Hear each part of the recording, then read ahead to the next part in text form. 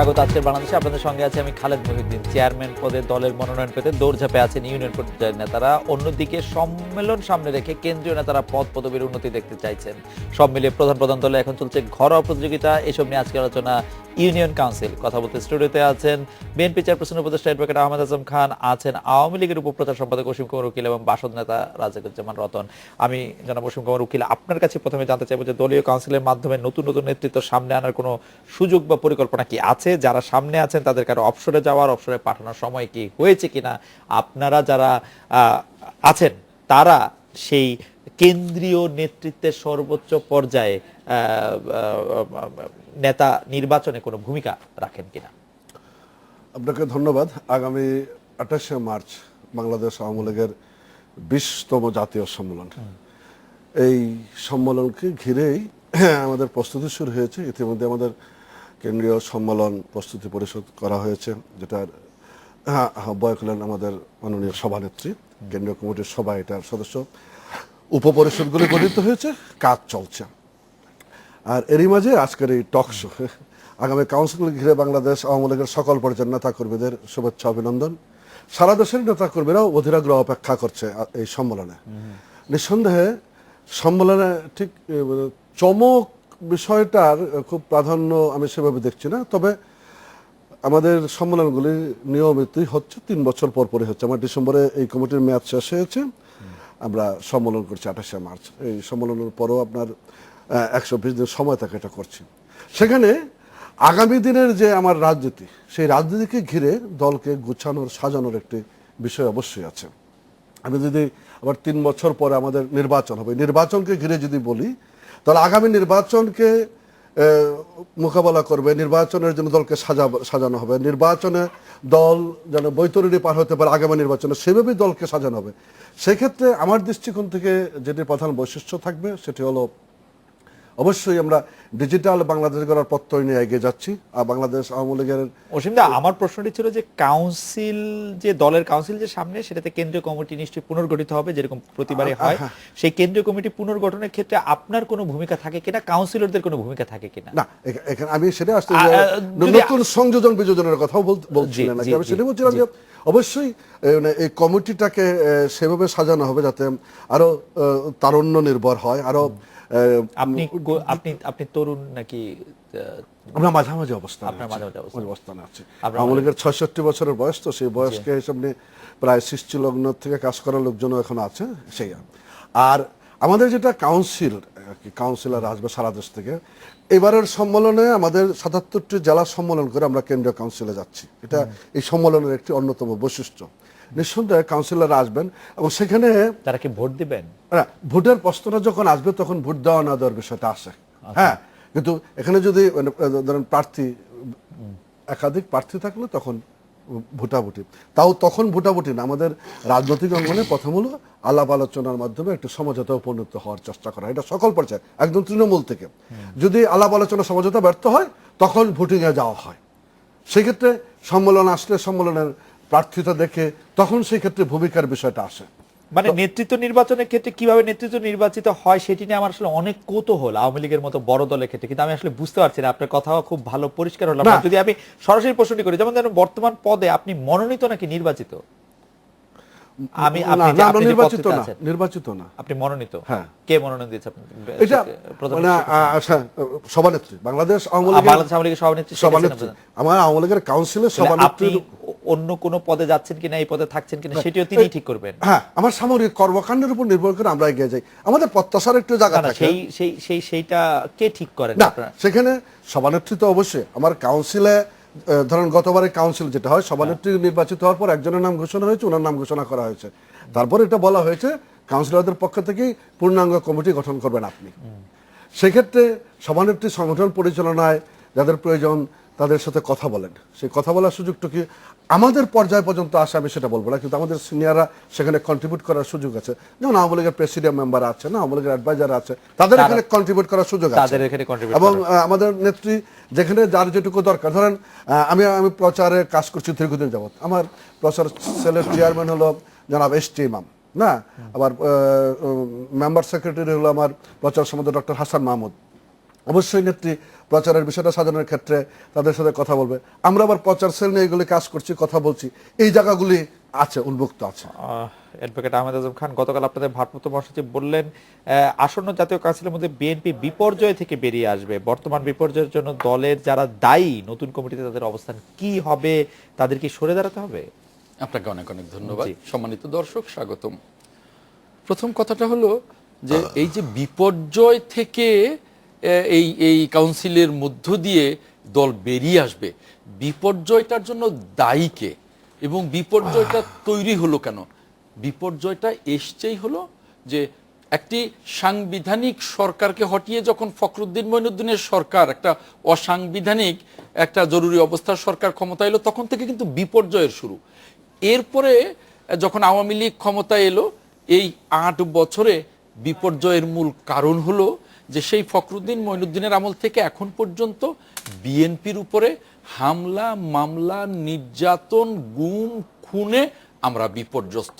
এবং একেবারে মির্জা ফখরুল ইসলাম আলমগীর বলেন, আর বর্ষিয়ান নেতা এম কে আনোয়ার বলেন, আর আমাদের তিনবারের সাবেক প্রধানমন্ত্রী ম্যাডাম খালেদা জিয়া বলেন, সকলের বিরুদ্ধে যে মামলা, এবং এম কে আনোয়ার বা মির্জা ফখরুল ইসলাম আলমগীর, রিজভী বা আমান বা ডক্টর খন্দকার মোশাররফ, কেউ বাদ যায়নি। কোনো সিনিয়র নেতা, মির সিনিয়র জুনিয়র কোনো সাবেক মন্ত্রী কেউ বাদ যায়নি। বছরের পর বছর তারা কারাবরণ করেছে। অসংখ্য নেতা গুম হয়ে গেছে, খুন হয়ে গেছে। কাজে বিভিন্ন কারণে আসলে মূলত এই বিপর্যয়ের কারণ। এবং সেই বিপর্যয়ের থেকে আমরা যে উঠে আসছি, তাতে আমাদের তৃণমূলের যে কাউন্সিলগুলো হচ্ছে ছোট ছোট ওয়ার্ড পর্যায়ে, ইউনিয়ন পর্যায়ে, উপজেলা পর্যায়ে, তাতে দেখতে পাচ্ছি যে এই বিপর্যয়ের ভেতরেও তাদের ভেতরে যে উৎসাহ, ইউনিয়ন পর্যায়ে না, ওয়ার্ড পর্যায়ে নেতাদের বিরুদ্ধে মামলা, হামলা, তারাও কারাগারে, কারাগার থেকে এসেও তাদের মধ্যে যে উৎসাহ। আমি নিজে অসংখ্য তৃণমূলের কাউন্সিলে গিয়েছি, এখনো ওয়ার্ড পর্যায়ের কমিটিতে একাধিক প্রার্থী হয় প্রেসিডেন্ট, সেক্রেটারি। কাজেই সেই দিক থেকে মির্জা ফখরুল ইসলাম আলমগীর যথাযথভাবেই বলেছেন যে এই কাউন্সিলের মধ্য দিয়ে, অর্থাৎ তৃণমূলের পরেই তো সর্বশেষ পর্যায়ে তো জাতীয় কাউন্সিল, এর মধ্য দিয়েই আমাদের বিপর্যয় থেকে আমরা উঠে আসব। যদি যে বিপর্যয়ের কথা আমরা বলছি বা যে বিপর্যয়ের কথা মির্জা ফখরুল ইসলাম আলমগীর সাহেব বলছেন, সেই তার জন্য তো আসলে কেন্দ্রীয় বিএনপির নেতাদের দায়ী করা যাবে না, আপনি কি মনে করেন সেই বিপর্যয়ের জন্য? শুনুন, কেন্দ্রীয় বিএনপির কথাটাই কিন্তু এখানে আসছে না। মির্জা ফখরুল ইসলাম আলমগীর যেটা বুঝাতে চেয়েছেন, সার্বিক বিপর্যয় ফখরুদ্দিন মঈনুদ্দিন থেকে শুরু করে এখন পর্যন্ত এই সরকারের অত্যাচার, নির্যাতন, এগুলি সবগুলি যদি মেনে নেই, কেন্দ্রীয় যারা বিএনপির যারা কেন্দ্রীয় নেতারা আছেন তাদেরকে তো আর দায়ী করা যাবে না বিপর্যয়ের জন্য। সেই প্রশ্নই তো এখানে আসে না। আমি আপনাকে করছি না, আপনি স্পেসিফিক যদি না বলেন যে কে এই বিপর্যয়ের জন্য কোন বিএনপি নেতা দায়ী, তাহলে কি করে? একদিক থেকে বলতে পারেন যে ফখরুদ্দিন মঈনুদ্দিনের আমলে যারা বিএনপিকে খণ্ড বিখণ্ড করতে চেয়েছিল, ফখরুদ্দিন মঈনুদ্দিনের সরকারের পৃষ্ঠপোষকতায়, এখন বিএনপির যে কেন্দ্রীয় কমিটি আছে, যদি ধরে নেই যে বিএনপি কিছুটা বিপর্যয়ের মধ্যে আছে, এবং আপনার কথা যদি আমি মেনে নেই যে এই বিপর্যয়ের জন্য সরকার সম্পূর্ণভাবে দায়ী, হামলা, মামলা, বিভিন্ন ধরনের নিপীড়ন, অত্যাচার, নিপীড়ন দায়ী, তাহলে তো আমরা এই উপসংহারে আসতে পারি যে কেন্দ্রীয় বিএনপির নেতাদের এই বিপর্যয়ের জন্য দায়ী করা যাবে না। না, এই বিপর্যয়ের জন্য কেন্দ্রীয় বিএনপির কোন নেতা দায়ী সেটা যদি আপনি স্পেসিফিক না বলেন, কোন নেতা কিছু দায়ী করা যাবে না। কারণ হচ্ছে যে বিপর্যয়টা এসেছে সরকারের মামলা, হামলা, অবশ্যই। তাহলে কোন কেন্দ্রীয় নেতাকে বিএনপির বিপর্যয়ের জন্য দায়ী করা যাবে না। না, আমি অন্তত এই প্রশ্নে আমি সেটা দেখছি না। তবে আপনি যেটা বলছেন যে বিএনপির মধ্যে কি তাহলে কাউন্সিলে পরিবর্তন হবে না? কাউন্সিল মানেই তো পরিবর্তন, কাউন্সিল মানেই তো পুরনোদের বিদায়, নতুনদের আগমন, বা নতুন পুরনোর মধ্যে কেন্দ্রীয় বিএনপির কোনো দায়ী না থাকে, এই পুরো বিপর্যয়ের যদি সরকারই দায়ী হয়, তাহলে আপনারা কেন কাউন্সিল করে যারা যোগ্য, যারা ত্যাগী, তাদেরকে আপনারা তাড়িয়ে দেবেন? শুনুন, কাউন্সিল একটা চলমান প্রক্রিয়া। প্রত্যেকটি রাজনৈতিক দলেই কিন্তু একটা নির্দিষ্ট সময়সীমার পরে কাউন্সিল হয়। সেই কাউন্সিলে নতুন পুরাতনের সমন্বয় ঘটে। কেউ কেউ বিদায় নেয় বয়সের কারণে, কেউ কেউ মৃত্যুজনিত কারণে, কেউ কেউ চলে যায়, কেউ কেউ হয়তো অন্য কোনো দায়িত্বে চলে যায়। অর্থাৎ এই যে বিবর্তন, এটা শাশ্বত।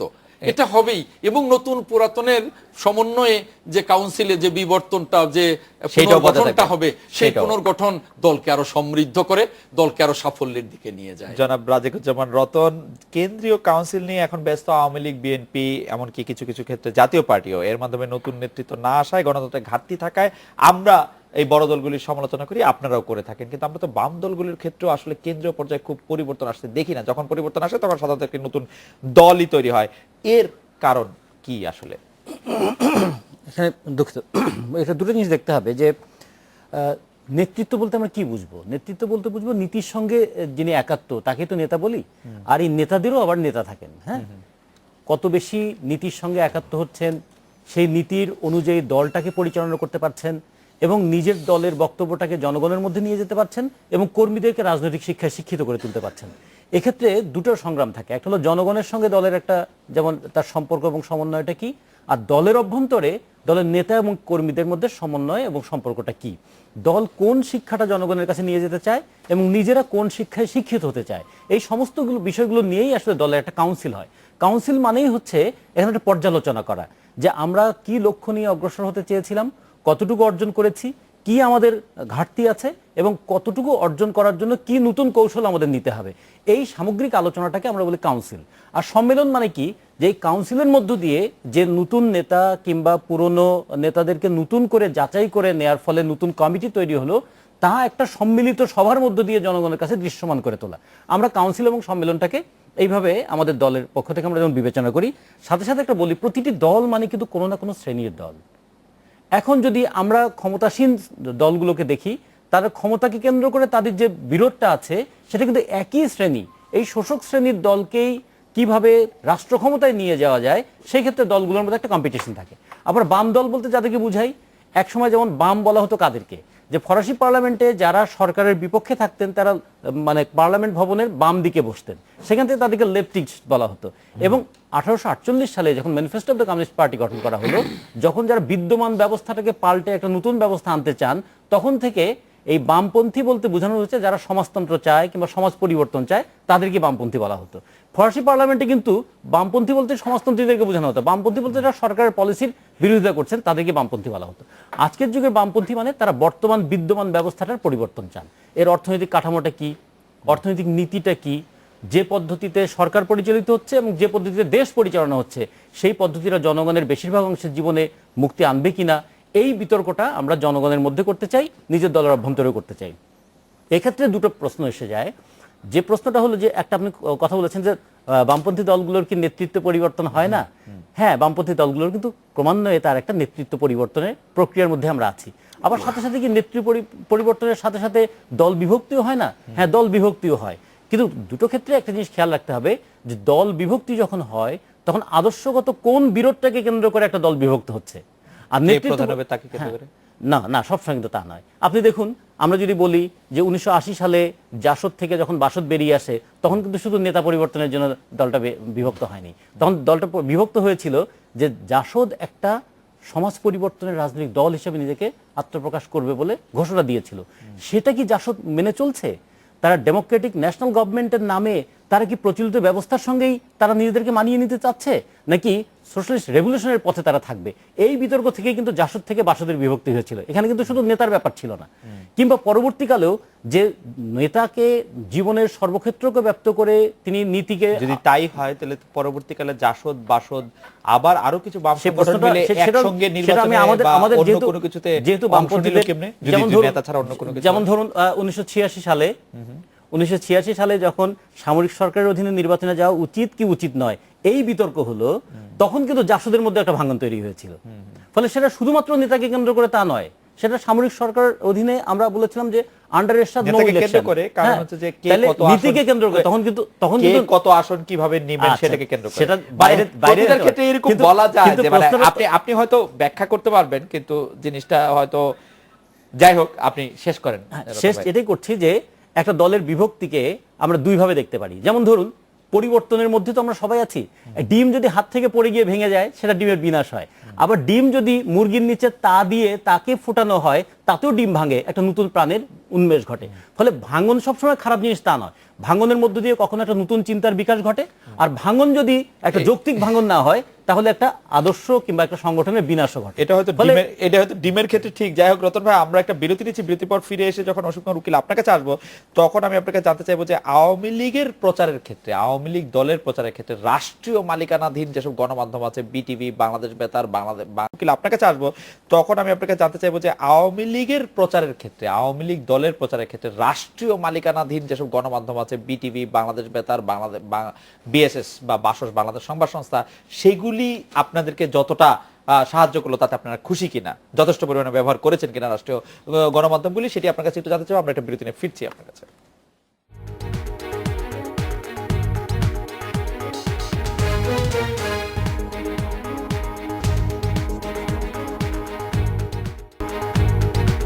ফিরে এলাম আজকের বাংলাদেশে। অসীম কুমার উকিলের কাছে বিরতির আগে জানতে চাইছিলাম যে আওয়ামী লীগের প্রচারের ক্ষেত্রে সরকারি বা আমি যদি বলি রাষ্ট্রীয় মালিকানাধীন প্রচার যন্ত্রগুলি আপনারা কেমন ব্যবহার করতে পারলেন? সংসদ টিভি, বিটিভি, বাংলাদেশ বেতার, বাংলাদেশ সংবাদ সংস্থা। আপনাকে ধন্যবাদ, একটা গুরুত্বপূর্ণ বিষয়ে এসেছেন। দেখেন, আমরা বাক ব্যক্তি সংবাদপত্রের স্বাধীনতা, মিডিয়ার স্বাধীনতার ক্ষেত্রে আমরা এটা গণতান্ত্রিক নর্মস ভ্যালুজগুলোকে বজায় রাখার চেষ্টা করেছি। হ্যাঁ, আর বাংলাদেশ টেলিভিশনের কথা বলেন, আমরা নিজেরাও স্লোগান দিয়েছি আর কি, যেটা গোলাম বিবির বাক্স হয়েছে, এরশাদ বিরোধী আন্দোলনের নেতৃত্ব দিয়েছি। তারপরে টেলিভিশনের সাহিত্য শাসনের বিষয়গুলো আমরা কথা বলেছি। এই জায়গাগুলি তৈরি হয়েছে, তৈরি হয় নাই তা না, কিন্তু সাধারণ মানুষের প্রত্যাশার মান অতিক্রম করতে পেরেছি, মানকে ছুঁতে পেরেছি, আমি তা বলছি না। কেন জায়গা তৈরি হয়েছে কেমনে বুঝলেন? হ্যাঁ, না এখন আপনি যে সাহেব বিবি গোলামের বাক্স যেটাকে বলেছেন, যে সময় এটার নেতৃত্ব দিয়েছেন, সেই একটা কথা আপনি বললেন বলে আমাদের সবার নেতা ছিলেন আপনি, এখন কি পরিবর্তন দেখেন বিটিভিতে তার থেকে? না, সরকারি প্রচারগুলি ঠিক আছে, বিরোধী দলের বিএনপির প্রচার করছে আমি তা বলছি না, কিন্তু ইতিহাসটা, বিকৃত ইতিহাস প্রচার করা হচ্ছে না। আপনার অন্যান্য যে মাধ্যমগুলি আছে, একটা টেলিভিশন, একটা বিটিভির টক শো বলেন বা বিনোদন অনুষ্ঠানগুলিও বলেন আর কি, না সেই সমস্ত ক্ষেত্রে মান উন্নত হয়েছে, কিন্তু খুলনা হচ্ছে পাল্টে যেটা সাজানো হবে, সেই জায়গাটা আমরা বিটিভি বা সরকারি মিডিয়াতে সেই জায়গাটা এখন আসেনি। কিন্তু আমাদের এই উদ্যোগটা অব্যাহত আছে, স্টেপ বাই স্টেপ আগানোর চেষ্টা করছি।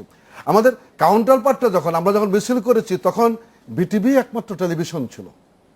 আজকে যতগুলি প্রচার মাধ্যম হয়েছে, বাংলাদেশ টেলিভিশন না দেখলেও অন্যান্য টেলিভিশন দেখে সমস্ত জায়গাগুলি কভার করা যায়। হ্যাঁ, একটা জায়গায় আটকে নেই, তখন আমরা একটা জায়গায় আটকে ছিলাম। আমরা আপনাদের কেমনে, আমরা তো বেসরকারি টেলিভিশনগুলি তখন সরকারের গুণগানি করে সারাক্ষণ, না সেটি ভিন্ন ধমক খায়, আমি সারাক্ষণ সরকারের না, গুণগান করি। ওই জিনিস নাই। আগে রাত্র 10টার সময় টেলিফোন আসতো, কি হলো, পত্রিকার হেডিংটা কি হচ্ছে, এই জায়গাগুলি তো এখন নাই সেখানে। তারপরে যদি আপনারা বলেন এগুলি নিয়ে আলোচনা করা যাবে, আমরা we are very much with you. আমরা এগুলি হস্তক্ষেপের পক্ষে না। যে সমস্ত আলোচনা হচ্ছে টক শোতে, যত আলোচনা করছি বা আপনি যেভাবে টক শো চালাচ্ছেন, তারপরে যদি আপনি বলেন যে আপনার উপরে টেলিফোনের হুমকি আছে, না, আমি টেলিফোনের হুমকির কথা বলছি না। টেলিফোনের হুমকি দেয়া মানে টেলিফোনের হুমকির চেয়ে নিশ্চয়ই আরো অত্যাধুনিক সুবিধা বের হয়েছে, সেটাও থাকতে পারে। কিন্তু এখন যে জিনিসটা আছে, দায়িত্ব নিয়ে কথা বলতে হবে। আপনি বললেন যে আপনি 111-এর পর একটা নিউজ ছাপিয়ে দিয়েছিলেন একটা এজেন্সির, এটা বিষয়টা দুঃখ প্রকাশ করলেই বিষয়টা ফয়সালা হয়ে গেল, এটা তো হয় না। আপনারা ওই দুঃখ প্রকাশের মাধ্যমে প্রথম আপনারা জানতে পারলেন যে এটা আসলে উনি করে ছাপিয়েছিলেন, তার আগে আপনারা জানতে পারেন না? উনি বলার পরে আপনারা জানতে পেরেছেন? না, আমরা জানবো না কেন, জাতি জেনেছে। কিন্তু এখন হঠাৎ করে আপনাদের কি হলো যে ওটা? না, এটা সমগ্র জাতি জেনেছে। আগে তো বললে আপনি তো আওয়ামী লীগ বলবেন না, এখন এই কথাটা বলার জায়গাটাকে পাচ্ছে না। কিন্তু আপনি একজন মিডিয়ার কর্মী হিসেবে চিন্তা করেন এই বিষয়গুলি। পত্রিকার কাছ থেকে যখন মানুষ, মানে গ্রামের মানুষ এখনো বলে যে এটা ছাপার অক্ষরে লেখছে, এটা কি ওর ভুল লেখছে, ছাপার অক্ষরে লেখাটা এত বিশ্বাস করে, সেই বিশ্বাসের জায়গা থেকে এটি প্রথম শ্রেণীর পত্রিকা সে যখন এই নিউজটা করে, এবং সোর্সটা কিন্তু উল্লেখ করে নাই। আপনার আমেরিকাতেও কিন্তু সোর্সটা লিখে দেয়। র্যাবের বন্দুক যুদ্ধের যেসব খবর আমরা ছাপি, সেগুলি কি সোর্স থাকে? না, এটা ধরা দরকার, র্যাব ছাড়া সোর্সগুলো ধরা দরকার। সেখানে র্যাব সোর্স হিসেবে কাজ করতেছে, তারা নিজেরা বলতেছে। আমি বলতেছি যে এই আলোচনাগুলি কেন আনছি যে এই জায়গাগুলিতে মোকাবেলা করা দরকার সবাই সবার জন্য। আমার মনে হয় যে সেই জায়গাগুলি- সংবাদপত্রের ভূমিকাটা খুব উল্লেখযোগ্য তবে ভূমিকা। আপনি মনে করছেন যে সংবাদপত্রের স্বাধীনতা আপনারাও চান যে সংবাদপত্রের স্বাধীনতা নিশ্চিত হোক, আমরা সবসময় গণমাধ্যমের স্বাধীনতা নিশ্চিত হোক, সেই ব্যাপারে আপনারা এই সিরিয়াস? বিকাশে আমাদের কন্ট্রিবিউশন আছে, আমরা ভূমিকা অনেক রেখেছি। কন্ট্রিবিউশন আছে যে আপনাদের অনেকগুলি টেলিভিশন আজকে আপনাদের সামনে আছে। আপনারা মানে ওএস বোর্ড থেকে শুরু করে আপনারা যে মিডিয়া কর্মী হয়েছেন, মানে সারা বাংলাদেশটা, ঢাকা শহরেই ভলিউমটা চিন্তা করেন, যে ভলিউমটা একত্রিত হয়ে আপনাদের মেহেরবানি না, না, মেহরবানি বিষয় না। আমরা এই আপনাদেরকে- জায়গাগুলিতে উন্মুক্ত থেকেছি। নাহলে দুইটা খাইতে পড়তে হতো কাউন্টার কষ্ট। পার্ট যেটা আছে কি না, বিএনপির আমলে যদি জিজ্ঞেস করা যায় কয়টা টেলিভিশন দেওয়া হয়েছে, কি অবস্থা, জি, কয়টা মানে উনি যেগুলি কিছু কথা বলেছিলেন নাকি, তাহলে আমরা একটু পরে আসি যে হত্যা গুম খুনের ব্যাপারে আসলে অ্যাডভোকেট আজম বলেছেন, কিন্তু আমরা অ্যাডভোকেট আজম খানকে একটু জানতে চাই যে গত কয়েক বছরে বারবার আলটিমেটাম নিয়ে তৃণমূলের বেশিরভাগ কমিটি পুনর্গঠিত করা যায়নি কেন? দল গঠনের ক্ষেত্রে আপনাদের ঘোষণা মাঠে বাস্তবায়ন করা যাচ্ছে না কেন? এদিক থেকে একেবারে সুস্পষ্টভাবেই বলা যায় যে এই যে গত 9 বছর আমাদের উপরে যে নির্যাতনের স্টিম রোলার, এই 9 বছরের স্টিম রোলারে একেবারে ওয়ার্ড পর্যায় থেকে শুরু করে কেন্দ্রীয় পর্যায় পর্যন্ত সকল শ্রেণীর নেতাকর্মীরা কিন্তু পর্যদস্ত, যে কারণে বারবারই আমরা চেষ্টা করে যেমনি কেন্দ্রীয় কাউন্সিল করতে পারিনি, তেমনি জেলায় দাঁড়াতে পারিনি, উপজেলায় দাঁড়াতে পারিনি, ইউনিয়ন ওয়ার্ড পর্যন্ত। তারপরেও কিন্তু চলমান, এটা কিন্তু চলছে। সব দায় কি হচ্ছে হামলা মামলা নিপীড়নের উপরে দেবেন? হ্যাঁ, তারপরেও কিন্তু চলছে। তারপরেও কিন্তু এই যে আপনি হামলা মামলা বলছেন, নিপীড়ন কিন্তু বিএনপির যখন আমল ছিল তখনও কম হয়নি, আপনার নিশ্চয়ই মনে এই থাকবে। তুলনায় সেটাকে কাউন্ট করবার মতোই অবস্থা ছিল না। যেমন আমার দাদা বললেন যে সরকারি প্রচার মাধ্যম সাহেব বিবির গোলাম বাক্স, সেখান থেকে কিন্তু একটুও আমরা বেরিয়ে আসিনি। তারপরে আপনি যেটা বললেন যে প্রাইভেট চ্যানেল অনেক হয়েছে, দাদাও বললেন যে এটা তো একটা বিশাল ইন্ডাস্ট্রি হয়েছে। বিশাল ইন্ডাস্ট্রি হয়েছে, সকল মালিকানা হলো মূলত যারা আওয়ামী ঘরানার, এবং এখানে আওয়ামী ঘরানার বাইরে যে ভিন্ন মত আছে, গণতন্ত্রে তো ভিন্ন মতকে অবশ্যই সম্মান দেখাতে হবে, সহ্য করতে হবে। ভিন্ন মত যেগুলো আছে সব কিন্তু বন্ধ করে দেওয়া হয়েছে, যেমন আমার দেশ বন্ধ করে দেওয়া যেমন হয়েছে। এনটিভি মোসাদ্দেক আলী ফালুর ওটা চলছে না। না না না, মোসাদ্দেক আলী ফালুর এনটিভি চলছে, কিন্তু সেখানে ভিন্ন মতের কোনো সুযোগ নাই।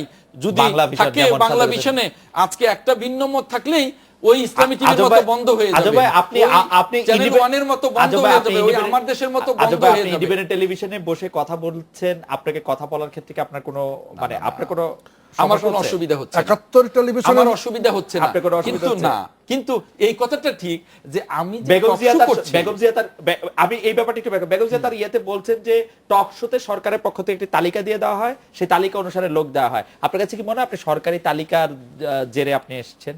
হতে পারে। যেমন আমরা শুনি যে আসিফ নজরুলকে ইদানিং ডাকাই হয় না, অনেক চ্যানেল ডাকে না, নুরুল কবিরকে অনেক চ্যানেল ডাকে না, পরশুদিন এসেছেন আমাদের এখানে। পরশুদিন এসছেন, শুনি যে অনেক ডাকে না, এরকম তো আসে, তো পত্রিকায়ও আমরা দেখতে পাই। তো এখন আপনি যে প্রশ্নটা করেছেন, সে প্রশ্নটা হলো যে আজকে টক শোতে আমি কথা বলছি, অ্যাডভোকেট আমিনুল কিন্তু খান, আপনি নিশ্চয়ই সারা- দর্শকরা আছেন আমাদের সামনে, হ্যাঁ। আপনি আমাদেরকে বলেন আপনারা কয়বার ডাকার পর আপনি একবার আসেন?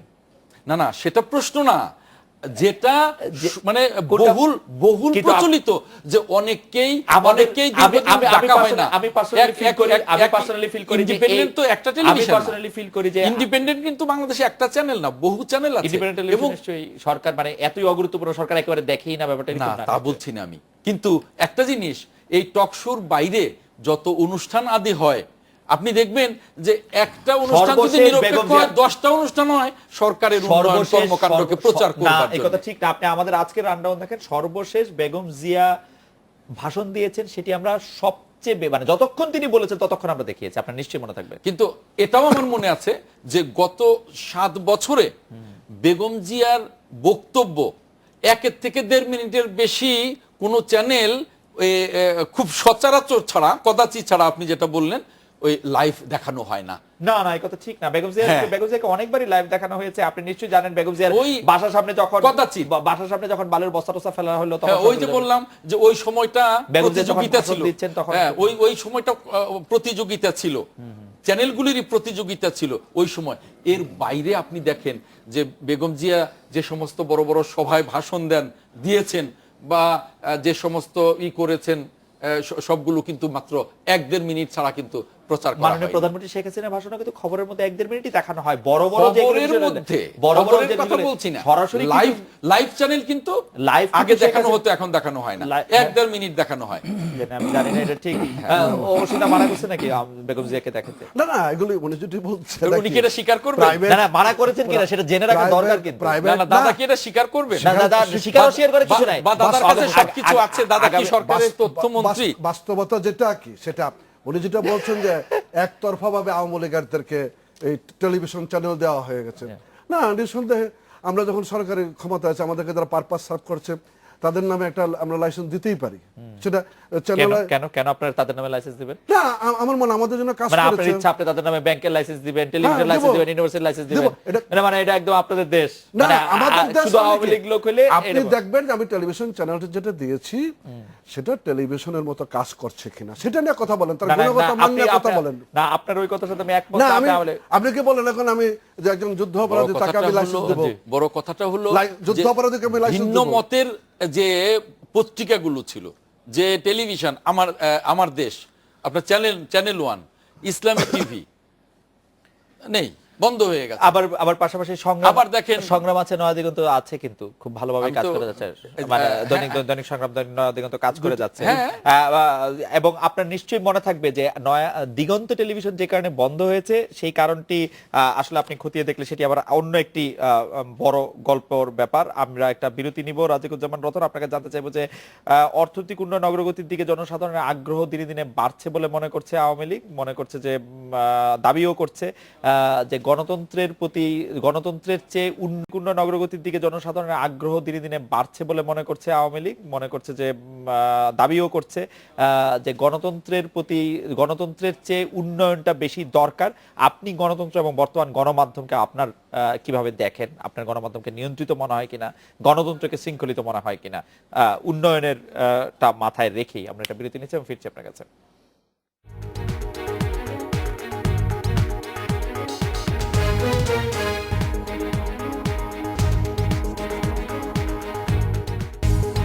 ফিরে এলাম আজকের বাংলাদেশে। রাজিকুজ্জামান রতন, আপনার কাছে জানতে চাইছিলাম যে গণতন্ত্র হচ্ছে অর্থনৈতিক উন্নয়ন অগ্রগতির দিকে জনসাধারণের আগ্রহ দিনে দিনে বাড়ছে বলে আওয়ামী লীগ দাবি করছে। আমি বর্তমান গণতন্ত্র এবং গণমাধ্যমের অবস্থা বা সম্পর্কে আপনার পর্যবেক্ষণ বিশ্লেষণ জানতে চাইছিলাম।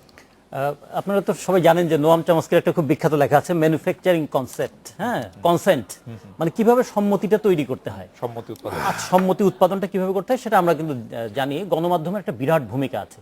যখন এই মাধ্যমটাকে যখন বলছি গণমাধ্যম, সে জনগণের কথাটাকে যেমন নিয়ে আসে, আবার জনগণের মধ্যে এমন কিছু বক্তব্য নিয়ে যায় তা দ্বারা জনমত সেটা প্রভাবিত হতে থাকে।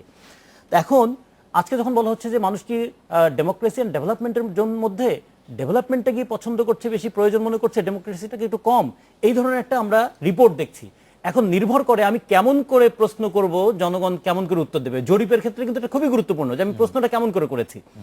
যদি তাই হতো, মানুষ যদি উন্নয়নটাকেই পছন্দ করতো, তাহলে আইয়ুব খানের উন্নয়নের দশকের পর আইয়ুব খান এভাবে উচ্ছেদ হয়ে যেত না। কিংবা ব্রিটিশরা আমাদের এখানে রেল লাইন সহ কত উন্নয়ন করেছে, তাহলে ব্রিটিশরা এখান থেকে যাওয়ার আতঙ্কে ভুগতো না। কিংবা বর্তমান ক্ষমতাসীন সরকারও তারাও কিন্তু অনেক উন্নয়নের কথা বলছে, তারপরে প্রতি মুহূর্তে ক্ষমতা হারানোর আতঙ্কে থাকতো না। তাহলে এটা খেয়াল রাখতে হবে যে উন্নয়নের সঙ্গে যদি গণতন্ত্র যুক্ত না হয়, সেই উন্নয়ন যেমন বেশিরভাগ মানুষের জীবনে তার প্রতিফলন ঘটে না, ঠিক তেমনিভাবে শাসক গোষ্ঠীকেও প্রতি মুহূর্তে একটা ডেমোক্রেসির পরিবর্তে একটা ডিক্টেটর চালানোর একটা মানসিক জগৎ তাদের মধ্যে তৈরি হয়ে যায়। যেটা অমর্ত্য সেন বলেছেন যে ডিবেট, ডিসকাশন, ডিসিশন এগুলো মিলেই তো ডেমোক্রেসিটা অপারেট করবে, এবং এই ডেমোক্রেসি না থাকলে আবার ডেভেলপমেন্টটাকে সুষ্ঠুভাবে নিয়ে যাওয়া যাবে না। ডেমোক্রেসি এবং ডেভেলপমেন্ট, গণতন্ত্র এবং উন্নয়ন হাত ধরাধরি করে যদি না চলে, শুধু উন্নয়নের নাম করে, আজকে দেখুন ফ্লাইওভারের উন্নয়ন হচ্ছে, আজকে যদি বলি আমরা যদি বলি 4 লেনের সড়কের উন্নয়ন হচ্ছে। এখন কেউ যদি প্রশ্নটা করে, আচ্ছা 4 লেন একটা সড়ক তৈরি করতে ইউরোপে যদি প্রতি কিলোমিটারে খরচ হয় 29 কোটি টাকা, ভারতে যদি হয় 10 কোটি টাকা, চীনে যদি হয় 13 কোটি টাকা, বাংলাদেশে কেন সেটা 59 কোটি টাকা হবে? এই প্রশ্নটা করার মতন একটা জায়গা তো মানুষের মধ্যে তৈরি করে দিতে হবে। তাহলে তখন কিন্তু ডেমোক্রেসির সঙ্গে অ্যাকাউন্টেবিলিটিটা খুবই যুক্ত। আমরা যখন অধিকারের কথা বলি তখন দুই ধরনের অধিকারের কথা আসে। একটা হলো মানুষের মৌলিক অধিকার, অন্ন, বস্ত্র, বাসস্থান, শিক্ষা, চিকিৎসা, এগুলোকে যদি মৌলিক অধিকার বলি। আর একটা তার গণতান্ত্রিক অধিকার, তার বাক, ব্যক্তি, সংবাদপত্র স্বাধীনতা, তার ভোট পছন্দ অনুযায়ী নেতা নির্বাচন করার স্বাধীনতা, এই দুটো মিলে তো মানুষের অধিকারের একটা ক্যাটাগরি যদি হয়, সেই ক্ষেত্রে যদি বলি শুধু তোমাকে ভাত দিয়েছি যথেষ্ট, তোমার এখন কথা বলার অধিকার থাকবে না, কিংবা তোমার কথা যদি বলো, এখন যেটা আমরা আধুনিক গণতন্ত্রের নামে যা দেখছি, একসময় কথা বলার অধিকার ছিল না, আজকে হচ্ছে কথা বলার অধিকার আছে কিন্তু কথা না শোনারও অধিকার আছে। শাসক গোষ্ঠী জনগণের কোনো কথাই শুনবেন না। তাহলে কথা বলার অধিকারটা কিন্তু একটা অকার্যকর অধিকারে খুব সাধারণীকরণ হচ্ছে। হ্যাঁ, শাসক গোষ্ঠী জনগণের কোনো কথাই শুনছে না, সেরকম কি বলে দেন? জনগণের কোনো কথাই শুনছে না। কথা শুনছে না, আমি বলছি কথা শোনা মানে কি? কথা যে শোনা কথা অনুযায়ী, শোনার, যদি কথা শোনা অনুযায়ী কাজ করা। তো এখন ধরুন আমি যদি বলি, সর্বশেষ দেখুন, কয়েকটি কথা আজকে- বলি, যেমন বেসরকারি বিশ্ববিদ্যালয় ভ্যাটটি পছন্দ করলো না কেউ, শাসক গোষ্ঠী তো তাদের দমন করতে পারতো। শাসক খেয়াল গোষ্ঠী করে তো দেখুন, সরাসরি বেসরকারি বিশ্ববিদ্যালয় যেহেতু সমাজের একটা মধ্যবিত্ত শ্রেণীর একটা বড় অংশ পড়ে, ফলে এই মধ্যবিত্ত শ্রেণীর স্বার্থটাকে যতখানি তিনি অ্যাকাউন্টে নিলেন, এখন পর্যন্ত কেন শ্রমজীবী মানুষের জন্য তার মজুরি কমিশন হচ্ছে না? শ্রমবেশী মানুষের কথা আপনার মনে থাকবে যে মাননীয় প্রধানমন্ত্রী নিজে কিন্তু নিশ্চিত করলেন ৫,১০০ টাকা মজুরি হবে, এবং ৫,১০০ টাকা এটা কি কোনো মানসম্পন্ন মজুরি? মানসম্পন্ন মজুরি। আপনি বলছেন এন্ট্রি লেভেলে, তাহলে আপনি আসলে একজন প্রাথমিক শিক্ষককে কত টাকা বেতন দেবেন তাকে যদি এন্ট্রি এখন লেভেলে? ধরুন আমাদের যদি এন্ট্রি লেভেলে এখন গভর্নমেন্ট এমপ্লয়ি হয়, এন্ট্রি লেভেলে মানে ১৬ বছর ১৭ বছরের একটি ছেলে বা মেয়ে। আচ্ছা ধরুন আপনি যদি পে স্কেল মানে মজুরি কাঠামোটা দেখুন, 7টা কাঠামোতে গার্মেন্টসে আছে, জি, এবং সর্বনিম্ন সে একেবারে কিছুই জানে না, সে কেচি ধরতে জানলে না না না না এটা কিন্তু ঠিক নয় যে একেবারে কিছু হচ্ছে না। গার্মেন্টস হচ্ছে এমন একটা জিনিস যে মাত্র 3 মাস একটা গার্মেন্টস শ্রমিকের জন্য এনাফ যে গার্মেন্টসে কিভাবে কাজ করতে হয়। এবং তারপরে তার বেতন কিন্তু বাড়ে, নিশ্চিত বাড়তে কতটুকু বেড়েছে? 2 লাখ টাকাও হয় একজন না না না, শ্রমিকের 2 লাখ টাকা কোন শ্রমিকের হয়েছে এরকম কোন নজির বাংলাদেশে? শ্রমিক থেকে production manager হচ্ছে। এই যে একজন ব্যবসায়ী আছেন কিন্তু শ্রমিক থেকে প্রোডাকশন ম্যানেজার হচ্ছেন, আমারই বন্ধু বান্ধব আছে। সেটা শ্রমিক থেকে মালিকও হয়েছেন, সেই রকম হয়েছে। শ্রমিক থেকে চাকরি করতে কখনো করতে কখনো production যদি সে সুযোগের সদ্ব্যবহার করে অথবা কোনো এমন কোন 10-15 সুযোগ পেয়ে বছর যায়, শ্রমিক থেকে সে আসলে লাইনটার কাজ সেটা অনেক বোঝে। আমার ধারণা, আমি যদি দেখি যে শিক্ষিত মানুষ যারা ঢুকেছিলেন হয়তো কোয়ালিটি কন্ট্রোল অফিসার হিসেবে, সেই মানুষরা তাদের দক্ষতাটাকে কাজে লাগিয়ে পরবর্তীতে আরেকটা নতুন ফ্যাক্টরি তৈরি করেছেন, এরকম অনেক ঘটনা আছে। কিন্তু শ্রমিক হিসেবে ঢুকেছে, এবং তারপরে production manager হয়েছে, 2 লক্ষ টাকা বেতন হয়েছে, এরকম ঘটনা কিন্তু আমার মনে হয় খুবই এটা খুবই মানে আচ্ছা, তা আমি যেটা বলছিলাম যে কথাটা, যে মানুষ উন্নয়ন চায়, তার সঙ্গে সঙ্গে সে তার গণতান্ত্রিক অধিকারও চায়। গণতান্ত্রিক অধিকার বহির্ভূত উন্নয়নের নামে এটা কিন্তু কি হবে, হয় মানুষকে অদৃষ্টবাদিতার দিকে ঠেলে দিয়ে দাও, অথবা মানুষের মধ্যে একটা ক্ষমতা কেন্দ্রিক আনুগত্য তৈরি করো। দুটোই কিন্তু গণতন্ত্রের জন্য একটা ভয়ঙ্কর বিপদ। হয় অনুগত হও অথবা অদৃষ্টবাদী হও, মানে সেটা গণতন্ত্রের জন্য বিপদ। আমরা একটা বিরতি নিচ্ছি, বিরতির পর ফিরে এসে অ্যাডভোকেট আহমেদ আজম খান আপনার কাছে জানতে চাইবো যে দলীয় প্রতীক ও মনোনয়ন ইউনিয়ন পরিষদ নির্বাচন করতে এখন পর্যন্ত আপত্তি করছে আপনার দল, তবু নির্বাচন করার ঘোষণা দিয়েছেন, আপনারা এটিকে দ্বিমুখী অবস্থান বলবেন কিনা, এক। আর দুই হচ্ছে, যখন আপনারা ইউনিয়ন পরিষদ নির্বাচনে প্রার্থী বাছাই করছেন কোন দিকটির দিকে বেশি নজর দিচ্ছেন, সেটা যদি একটু আমাদের বলেন। আমরা একটা বিরতি নিয়ে ফিরছি আপনার কাছে।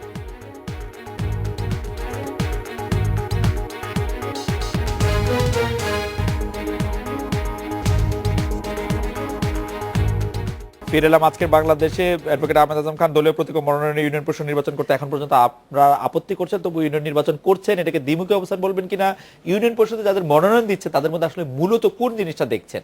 প্রথম কথাটা হলো যে আমরা কিন্তু সংসদ নির্বাচনের পরে ঘোষণা দিয়েছি যে আমরা প্রত্যেকটি স্থানীয় সরকার নির্বাচনেই যাব, এবং প্রত্যেকটি স্থানীয় নির্বাচন, যে স্থানীয় সরকার নির্বাচন যেমন উপজেলার তৃতীয় ধাপ থেকে ষষ্ঠ ধাপ পর্যন্ত, যেমন 3 সিটি কর্পোরেশন নির্বাচন, যেমন পৌর নির্বাচন, আমরা প্রত্যেকটা নির্বাচনে বলেছিলাম যে সহিংসতা করে সিল মেরে সরকার রায় ছিনিয়ে নেবে, এবং তাই নিয়েছেও, আমরা জানি নিয়েছে। তারপরেও কিন্তু আমরা প্রত্যেকটা নির্বাচনে গিয়েছি গণতন্ত্রের স্বার্থে এবং এই সরকারের চরিত্রকে জনগণ এবং বিশ্ববাসীর সামনে উন্মোচন করবার সাথে।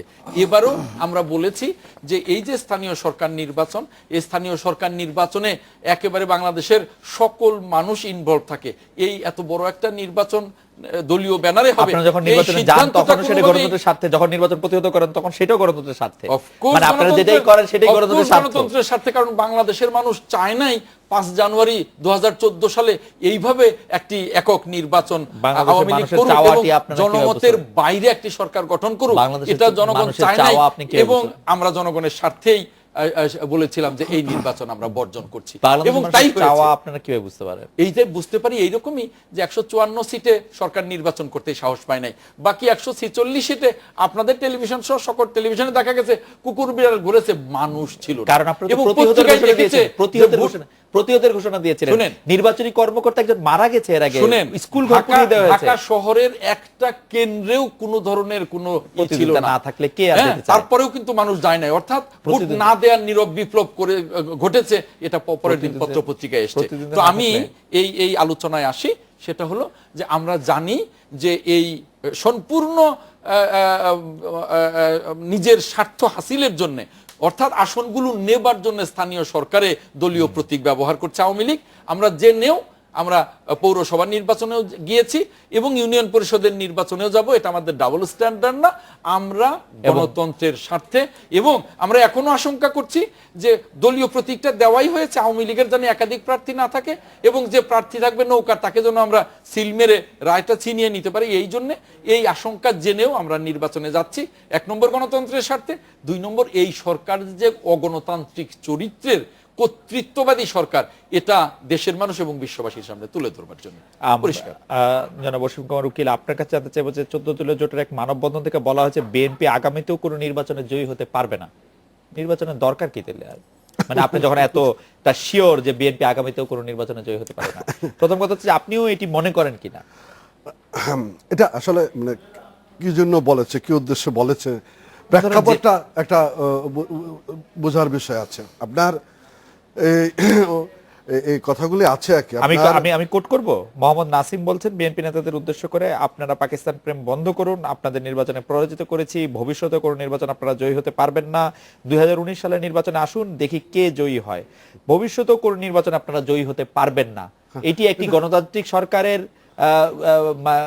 একজন মন্ত্রীর, যিনি আবার 14 দলের মুখপাত্র, তার কথা বলে মনে হয় কেমন জানি একটু স্বৈরাচারী সরকারের দলীয় নেতাকর্মীদের মন্ত্রীদের কথা মনে করে দেয়, দলীয় নেতাকর্মীদের উদ্বুদ্ধ করে সংঘবদ্ধ রেখে সামনের দিকে এগিয়ে যাওয়ার প্রেক্ষাপটে এই কথাগুলি বলা হয়েছে। উদ্বুদ্ধ হয় না আসলে, আপনারা উদ্বুদ্ধ হন। আমি দলীয় কর্মী হলে কিন্তু উদ্বুদ্ধ হতাম না। কর্মীদের মানে কর্মীরা কোন আমার দরকার কি নির্বাচনে জয় হবে? কর্মীদের কোন পর্যায়ে সেগুলিও কোন পর্যায়ে আমি উদ্বুদ্ধ হতাম না এই ধরনের বক্তব্য। আচ্ছা আচ্ছা, সেই উদ্বুদ্ধকরণের বিষয়টা থাকে, সেগুলিও না মানে যখন এই যে কথা বলে আর কি, মানে আজম ভাই এই বিষয়গুলি দায়িত্ব নিয়ে কথা বলতে হবে। বাংলাদেশের গণতান্ত্রিক ব্যবস্থার, গণতান্ত্রিক কাঠামোতে, রাষ্ট্রীয় কাঠামোতে যে সমস্ত ত্রুটি আছে, দুর্বলতা আছে না, সেটা দায়িত্ব নিয়ে কথা বলতে হবে। আমরা কতদিন দেশ পরিচালনা করেছি, আপনারা কতদিন দেশ পরিচালনা করেছেন। 75-এর 15ই আগস্ট জাতির জনক বঙ্গবন্ধুকে সপরিবারে হত্যার মধ্যে দিয়ে ক্ষমতায় আসা, রাতের আধারে না ক্ষমতায় আসে, লুটপাটের ভাগবটরা দিয়ে ক্ষমতার উচ্ছিষ্ট দিয়ে দল গঠন করা, সেই দল গঠন করে এগিয়ে যাওয়া। আমার গুম খুনের কথা বলেন, আমার ঢাকা মহানগর ছাত্রলীগের সাধারণ সম্পাদক মাহফুজ বাবু 77-78 সালে, সেই সময়কার তাকে যে গুম করা হয়েছিল, অদ্যাবধি তার কোনো সন্ধান আমরা পাইনি। সেই দিকে শুরু আমরা কোনো আমরা রাজনীতিটাই করেছি সন্ত্রাসমুক্ত শিক্ষাঙ্গনের দাবিতে, যেটি আজকে সন্ত্রাসমুক্ত শিক্ষাঙ্গন। একটি কথা বলতে পারি, যে ধরেন যে রাজনীতির উচ্ছিষ্ট ভোগী বলে আপনি তাদেরকে বলেন, আপনার কথা যদি আমরা মেনেও নেই, তাদের অনুসরণ করতে হবে এইভাবে না, আমি তাদের দেখিয়ে দেওয়া পথ অনুসরণ করতে হবে। আমি যেটা বলছি আর কি, যে এই যে ফাঁক পুকুরগুলো সেইটা শুরু যদি আমি ধরি তাহলে না, আমি বলছি তো যে যেভাবে দল গঠন প্রক্রিয়া, যেভাবে রাজনীতিকরণ করা না, সামগ্রিকভাবে সরকার পরিচালনা তারাও ছিল, যে ত্রুটি বিচ্যুতিগুলি ছিল, এগুলি ফাঁক পুকুর গলে ত্রুটি বিচ্যুতিগুলি রয়ে গেছে। গণতন্ত্রের ভিত্তিগুলিকে আমরা সংগঠিত করতে শক্তিশালী একটি ধারাবাহিক প্রক্রিয়া না, সেই ক্ষেত্রে সকলে দায়িত্ব নিয়ে দাঁড়ানো। ধরেন এটা খুব মানে নিউমারিক্যাল এক্সাম্পল দিয়ে কথাটা বলছি।